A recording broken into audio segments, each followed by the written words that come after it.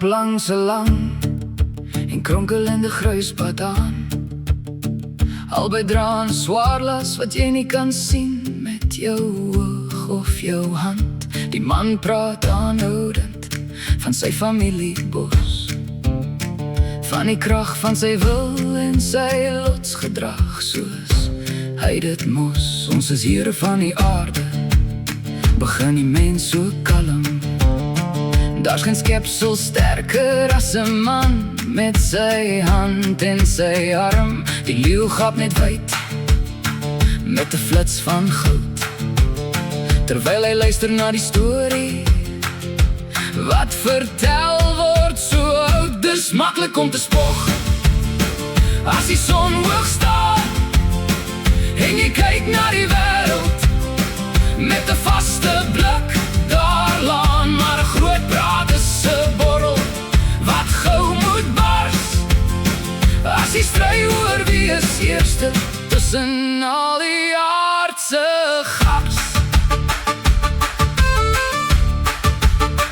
Hulle stap verby 'n standbeeld in 'n park so naby, 'n marmerheld met 'n yskoue, klipvaste oog so styf, wat wys so 'n man met 'n greep so styf en straf.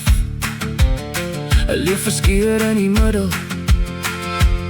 van 'n stryd se straf. Sien, roep die reisiger bewys in die klip se toon. Die mens is koning op die aardse troon. Die leeu kyk op na die voetstuk daar so hoog en laat 'n laag gedreunende sug ontsnap soos krog.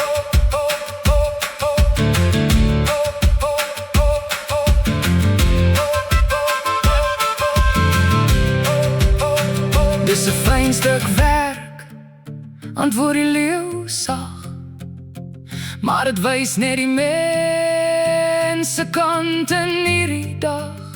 As leeu's beeldhouers was, as leeu's kon kerf, sou waarheid nie so uitgehonger en skeef wees.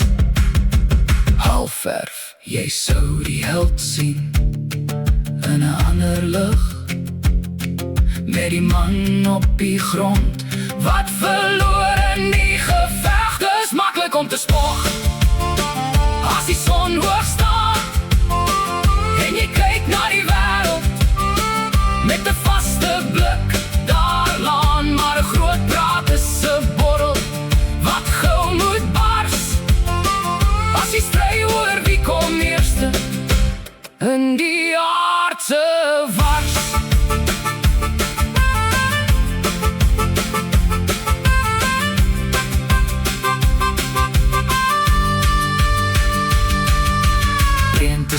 Getuie vir die een wat hom getrek het. Moenie die groot praat glo net omdat jy al daaraan gewoond geraak het. Kyk na die hand, kyk na die hart, voor jy daai standbeeld uit mekaar